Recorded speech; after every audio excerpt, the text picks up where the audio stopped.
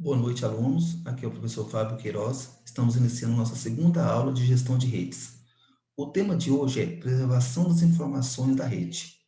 Então, nós vamos ter a nossa aula hoje falando sobre algumas ferramentas que podemos auxiliar na configuração de rede de melhor forma possível para o quê? Evitarmos os hackers e evitarmos também as invasões na rede. Vou estar compartilhando com vocês a tela.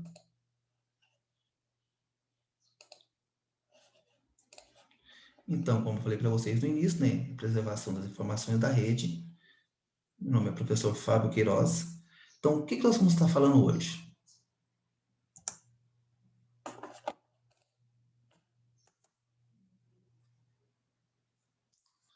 Um dos temas mais importantes hoje na informática é a segurança da informação.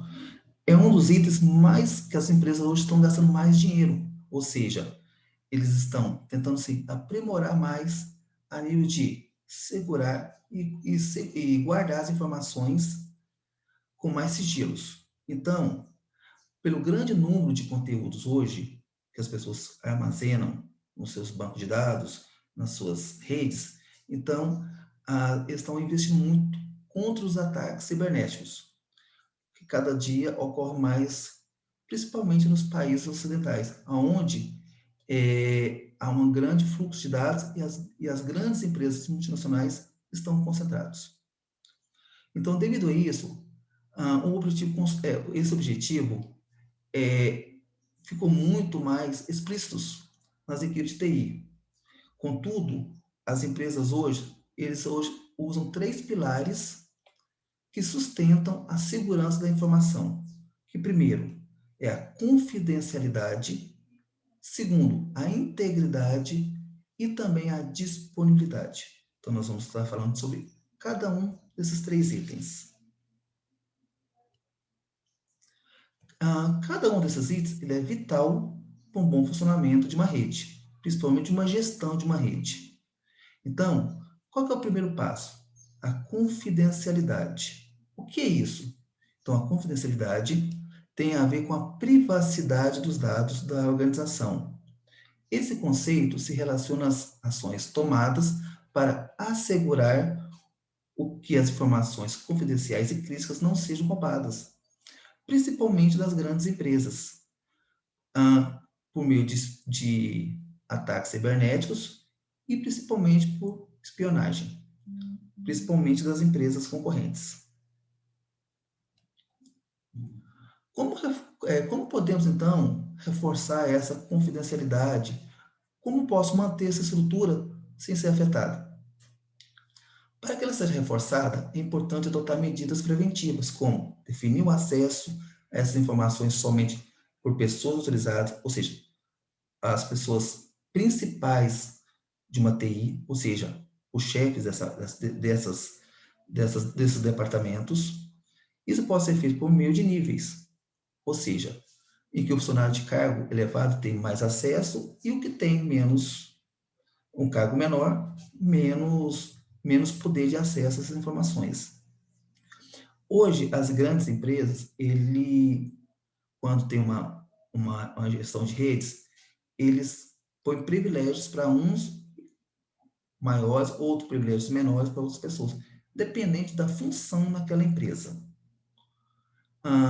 Uma forma de organizar essa hierarquia de acesso é, é por meio de critérios específicos, como o potencial de impacto das operações, caso eles vazem, não cair em mãos de pessoas mal intencionadas.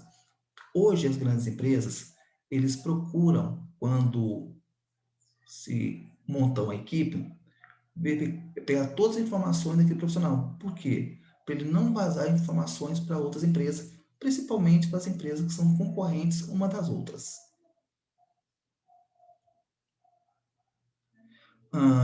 Dependendo do grau da confidencialidade, a empresa pode adotar medidas mais ou menos rigorosas para proteger essas informações. Então, nesse caso, eles precisam treinar os colaboradores, ou seja, explicar o que cada um pode ser feito na, de acordo com a sua função naquela instituição.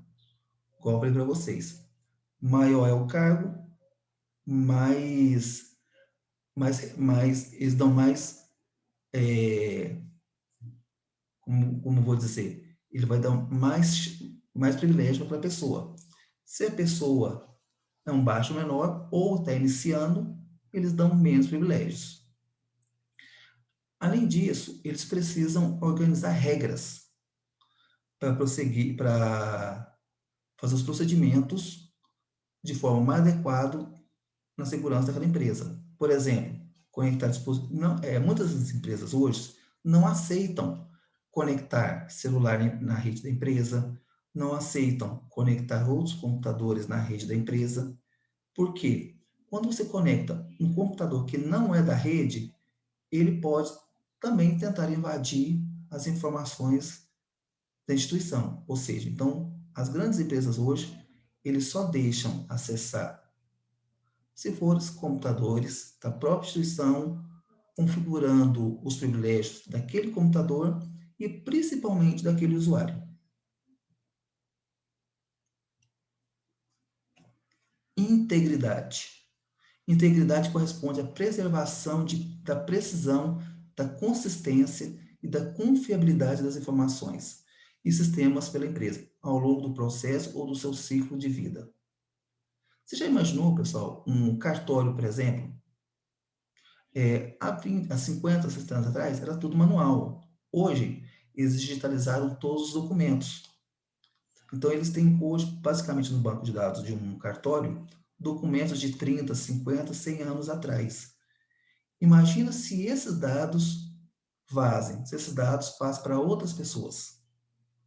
É importante que os dados circulem ou sejam armazenados do mesmo modo como foram criados, sem que haja interferência externa para corrompê-los e comprometê-los ou danificá-los. Igual eu estava falando para vocês sobre cartórios. Os cartórios, hoje, eles têm um banco de dados e uma cópia daquele banco de dados. Ou seja, se alguém tentar invadir, tentar modificar os dados daquele cartório, eles têm um dado reserva para quê? Para não ser alterado. Vou colocar um exemplo. Vamos supor que um fazendeiro no cartório tem registrado X informações. Por problemas familiares, por problemas de divisão de bens, ele pediu para alguém tentar copiar os dados do cartório, ou seja, forçar uma modificação, mostrar que tem menos informações que está nele hoje. Ele pode até conseguir alterar, mas o banco de dados do cartório, o que vai acontecer? Ele vai voltar ao nível original, ou seja, ele vai subscrever novamente aquele item que foi alterado. Ou seja, não vai correr risco de perder ou de alterar informações daquele cartório. Como reforçar a integridade e qual a estrutura necessária para isso? Então, para fazer isso, primeiramente, temos que montar uma boa estrutura. Primeiramente, entre eles, tomar medida de proteção de dados. O que eu posso fazer com isso? Estimular o controle de acesso para colaboradores, ou seja, cada colaborador ter um acesso específico, definição de permissão de arquivos, utilizar controle de versões que retorna a arquivos a versões anteriores, foi o que eu acabei de falar para vocês sobre o cartório. Caso alguém mexer de forma inadequada, ele volta o formato original e assim por diante. Outros meios também, implantação de sistemas de verificação para detectar alterações de dados. Por exemplo, tem algumas empresas que só aceita o funcionário acessar de um certo horário. Se ele passa daquele horário, o que quer dizer?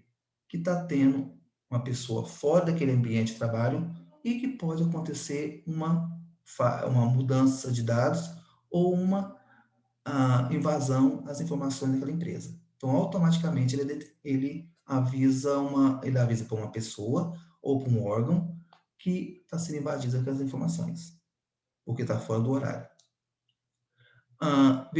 Verificar a integridade de dados por verificações de ruídos, armazenamento de dados por meios diferentes, ou seja, arquivos que não são daquela própria instituição. Por exemplo, um dispositivo móvel, um HD externo, por exemplo. Ou seja, então, ele tenta checar se aquele produto ou aquele item faz parte da instituição. E, principalmente, né, eles fazem sempre os backups. Muitas das vezes das empresas, os backups são diários, para não acontecer o quê? Se perder algum dado, não perca de mais de um dia. Disponibilidade. Essa aí tem a ver mais com a parte dos colaboradores que estão mexendo com a TI, ou seja, relacionado ao tempo de acessibilidade que tem os dados e o sistema da empresa, ou seja, eles podem ser consultados a qualquer momento pelos colaboradores. Hoje em dia, as empresas de TI, eles têm conexão remota, ou seja, eles podem estar acessando não só em ambiente físico, também em ambiente virtual. Ou seja, você pode estar acessando tanto de um computador de um outro local, lembrando, para ser acesso a um ambiente em outro local, aí existem certas instruções que só a pessoa que tem o credenciamento pode acessar. Então, o que acontece? Como posso reforçar a disponibilidade e qual a infraestrutura necessária para isso? Ele pode ser de forma eficiente, por meio de implantação de processos, manutenção rápida de hardware e eliminação de conflito de software, graças à prioridade de programas compatíveis. Foi o que eu acabei de falar. Então, não adianta só conectar em outro computador. Eu tenho que verificar se aquele computador que eu estou acessando remotamente, ele adequa às exigências para poder acessar via conexão remota em outros ambientes. Também é importante focar na realização de todas as atualizações, ou seja, a maioria dos programas ele tem uma atualização constante, ou é semanalmente, ou diário, ou mensal e assim por diante. E sempre fazer essa atualização. Por quê? Quando tem uma atualização nova, é porque algo foi detectado, um erro foi achado. Então, se eu faço uma atualização, é porque tem algo que foi melhorado. É essencial também, né, montar um plano de preparação de desastres, que contém procedimentos e diretrizes para administrar crises, manter a continuidade dos negócios e recuperar dados perdidos. O que eu acabei de falar também sobre, novamente, o cartório. Eles têm um plano de preparação de desastre. Se caso alguém tentar invadir, automaticamente aquele backup que eles têm, ele é substituído, ele substitui a um certo período, a uma certa data. Por que a disponibilidade é importante? Quando os dados da empresa se tornam indisponíveis, ele pode ter vários prejuízos, interrupção de atividades, perda de vendas e também acesso às informações comerciais. Ou seja, hoje quase tudo que nós temos hoje na internet, ele tem um banco de dados, ele tem, por exemplo, se eu estou fazendo uma compra online, ele está acessando um banco de dados, se eu estou fazendo uma pesquisa e está usando um banco de dados. Então, o que acontece? Quando dá um problema, uma pane, automaticamente aquelas pessoas responsáveis têm que automaticamente verificar o que está acontecendo, o porquê aconteceu aquela falha.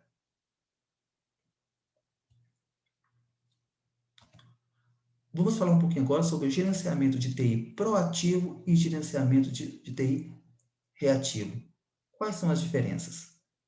Em primeiro lugar, é importante destacar que a resolução do incidente e problema de TI, os erros que acontecem na empresa, ah, ele pode ser minimizado de possíveis riscos. Uma das principais funções do gerenciamento na área, ou seja, no cenário, a forma de lidar com problemas e riscos é justamente o ponto crítico do assunto. Você verá que, como no ditado, prevenir é melhor do que remediar, também na gestão de TI, também ele é muito importante. Então, vou falar agora sobre postura reativa. O que é uma postura reativa? No gerenciamento de TI, ele já é um pouquinho ultrapassado. ele não se encaixa hoje com as atuais demandas do mercado. Então, pelo ponto de vista dos TIs, ele apenas responde aos acontecimentos e desafios que eles vêm aparecendo. Em outras palavras, não há planejamento prévio, mas apenas apagar um incêndio que está naquele momento, ou seja, o problema que aconteceu naquele exato instante. Muitas vezes, os próprios funcionários da empresa que identificam problemas, e em suas rotinas, os comunicam à TI, que irá tentar solucionar a questão. Na prática, isso significa que as falhas são detectadas quando o estrago já foi feito. Ou seja, então, na reativa, ele não tenta resolver o problema antes de acontecer. Ele só resolve depois que o problema já foi feito, que o estrago já foi feito. Isso pode implicar grandes prejuízos para a instituição, porque até consertar, a gente não sabe o que foi que aconteceu, o que foi que ele perdeu, o que foi vazado de informação. Proativa. Então, como o próprio nome já indica, ele significa prevenir, identificar potenciais fracos